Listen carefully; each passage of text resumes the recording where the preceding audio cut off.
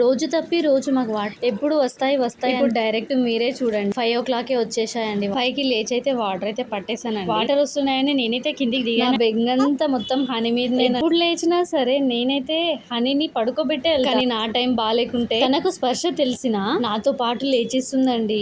అందుకని ఈ టైంలో నేను చేసే లెక్కలు తనకు స్పర్శ తెలియకుండా నేను లేస్తానండి. ఒకవేళ ఎర్లీ మార్నింగ్ మన పిల్లలు లేచే వరకు అయితే మా హనీ అయితే 2 hours వరకు మళ్ళీ 2 hours లో వాటర్ పోతాయండి. అందుకని ఎర్లీ మార్నింగ్ వాటర్ వచ్చే టైంకి లేచేటప్పుడు చాలా జాగ్రత్త. మీరే చూస్తున్నారు కదా, నిద్ర వస్తున్నా కూడా ఆవలిస్తూనే లేచేస్తుందండి మా అమ్మాయి. వీళ్ళ అక్క అన్నలు ఇవ్వక ముందే తనే లేచి దాగుడు మూతలట ఆడుతుంది, చూసారా? అదేంటో అండి, ఈ మధ్య అయితే నేను దోశ పిండి రుబ్బుతున్నానా త్వరగా పొంగిపోతుందండి పిండి. నాకు తెలిసి ఈ సమ్మర్ లో ఇలా పొంగుతుందని అనుకుంటున్నాను. వింటర్ లో అయితే నాకైతే పిండి పులియడానికి చాలా టైం తీసుకుంటుండే అండి. నేనైతే ఎదురు చూదాన్ని అనమాట. అలా అనేసి బియ్యాన్ని పప్పుని చాలా లేట్ గా నానబెడతానండి. నాకు తెలిసి జస్ట్ 2 hours నానబెడతాను. తీసి గ్యాస్ మీద పెట్టానా, పిండి అంతా పొంగింది, గ్యాస్ అంతా ఖరాబ్ అయిపోయిందండి. బా అని అనిపిస్తుంది ఆ టైంలో మాత్రం.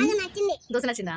ఇక మేమైతే వేడి వేడి దోశ అయితే చేసుకున్నాం. కొత్తగా మెంతులు అయితే వేసాను. ఈ మధ్యలో మెంతులు అయితే వేస్తున్నాను. దోశ టేస్టీగా వస్తుంది, సాఫ్ట్ గా వస్తుంది. ఇంతకు ముందు అయితే సరుకులు అయిపోయాయి చెప్పాను కదా, ఇంట్లో డ్రై ఫ్రూట్స్ కూడా అయిపోయింది. పోతే ఇంకా డ్రై ఫ్రూట్స్ కూడా తెచ్చేసుకున్నాం. అదేంటండి బాబోయ్, ఇంత కాస్ట్ ఉన్నాయి. ఆ ధరలను చూస్తే నా గుండె అయితే దడేలు. చూస్తే ప్యాకెట్లు ఏమో చిన్నవి, కానీ ఇక్కడ పైసలు అయితే ఎక్కువ అండి. ఇక మా పిల్లలు అయితే తెచ్చిన కొత్తలోనే తినడం. ఇక మా పిల్లలకైతే అదేనండో ఈ జీడిపప్పు అంటే చాలా ఇష్టం. నేను కూడా ఎక్కువ జీడిపప్పే తింటానండి. అదేంటో గానీ జీడిపప్పు తినే కొద్దీ తినాలనిపిస్తుంది. ఇంకా ఒక్కొక్కరు చెప్పున 6 అయితే ఇచ్చానండి. మా హనీ కూడా కావాలి కావాలని అయితే మారం. బట్ తనకి టీత్ అయితే రాలేదు, కొరగడానికి అయితే ఇబ్బంది అవుతుంది. వీళ్ళు తింటుంటే అస్సలు అయితే ఊరుకోలేదండి. ఇక పోతే చిన్న చిన్న ముక్కలను అయితే చేసిస్తే తనైతే తిన్న. ఇక మార్నింగ్ అయితే అలా గడిచిపోయిందండి. ఇక పోతే ఇంకా హన్నమ్మకి అయితే ఫీవర్ అయితే వచ్చిందండి. నాకైతే చాలా భయం వేసిందండి. ఉండి బిగ్గెస్ట్ షాక్ ఇచ్చింది నాకు.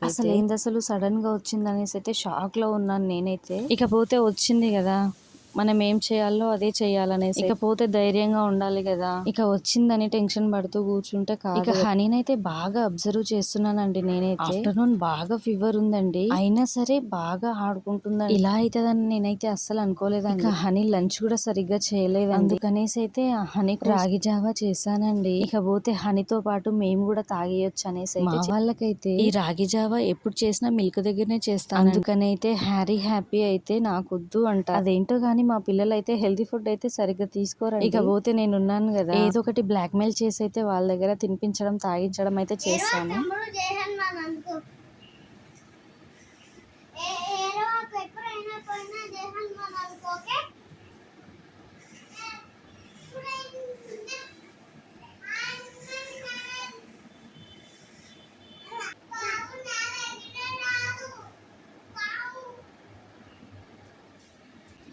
సేమ్ చిన్నప్పుడు కూడా మేము కూడా గిట్లనే అనుకునేటోళ్ళం తెలుసా హ్యాపీ. ఏమైనా భయం అయింది అనుకో, జై హనుమాన్ అని అనుకునే వాళ్ళం. చాలా అసలు చాలా జై హనుమాన్ దయ్యం వస్తే తంతా, దేవుడు వస్తే మొక్కుతా, దయ్యం వస్తే తంతా, దేవుడు వస్తే మొక్కుతా అనేసి అట్లా అనేవాళ్ళం అనమాట మా చిన్నప్పుడు.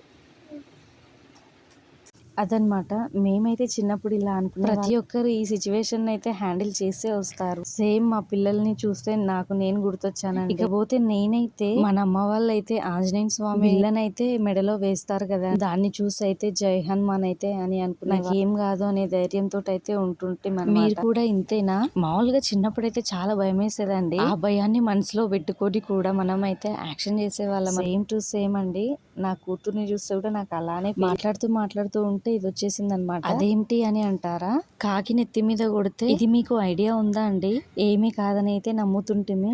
అది గనక టైం బాలేక మామూలుగా మనం అయితే ఎక్స్చేంజ్ చేస్తుంటాం కదా, కంప్లీట్ గా అయితే నువ్వు చచ్చిపోతావు అనేసి అయితే నువ్వు కాకి కొట్టింది నువ్వు చచ్చిపోతావు అనేసి అయితే అంటున్నా. నా లైఫ్ లో ఫ్రెండ్షిప్ అయితే చాలా అద్భుతంగా గ్యాంగ్ అయితే మెయింటైన్ చేసేదాన్ని అనమాట. నైట్ అయితే బెదిరించేదాన్ని. మా ఫ్రెండ్స్ ని పిచ్చగా అల్లరి పిల్లనంటే నేనే అండి. మా ఫ్రెండ్స్ ఏ మాట మాట్లాడినా నాదే కరెక్ట్ అని అనుకునేదాన్ని. ఇప్పటికైనా నేను అలానే నా లైఫ్ లో అయితే అదైతే కంటిన్యూ అయితే అవుతుందండి. వీటన్నిటిని మాట్లాడితే నాకైతే మళ్ళీ పాత రోజులు అయితే గుర్తొస్తున్నాయండి. ఏ మాటకు ఆ మాట చెప్పాలే గానీ ఓల్డ్ ఈజ్ గోల్డ్ అండి ఎంతైనా. ఇకపోతే నేను ఈవినింగ్ వచ్చేసి క్యారెట్ ఫ్రై అయితే చేద్దాం అనుకున్నానండి. చాలా రోజులు అవుతుందని అయితే ఇక క్యారెట్ ఫ్రై ఎప్పుడు చేసిన సొల్లు లేకుండా సింపుల్ గా చేసేస్తాను. ఎలా ఉందో చూసి మీరే చెప్పండి. ముందుగా అయితే కడాయి అయితే పెట్టాను. కడాయి పెట్టిన తర్వాత పోపు దినుసులు, ఎండుమిర్చి వేసి వేయించాను. అలాగే కట్ చేసుకున్న క్యారెట్ ముక్కల్ని కూడా వేసి క్యారెట్ ముక్కలు అయితే నూనెలో బాగా మగ్గనివ్వాలి. క్యారెట్ ముక్కలు కొంచెం కుక్ అయిన తర్వాత అప్పటికపోతే నూనెలో కుక్ అవుతాయి కదా, గుడ్ స్మెల్. అయితే నేను వేసిన పసుపు, జింజర్ పేస్ట్, కారం వేసి బాగా కలుపుకోవాలి. వీటన్నిటిని వేసిన తర్వాత 2 మినిట్స్ అయితే కుక్ చేయాలండి. అలానే ఉంటే కొత్తిమీర లేకపోతే కరివేపాకు వేసుకోవాలి. అలానే రుచికి సరిపడా సాల్ట్ వేసుకుందాం. సాల్ట్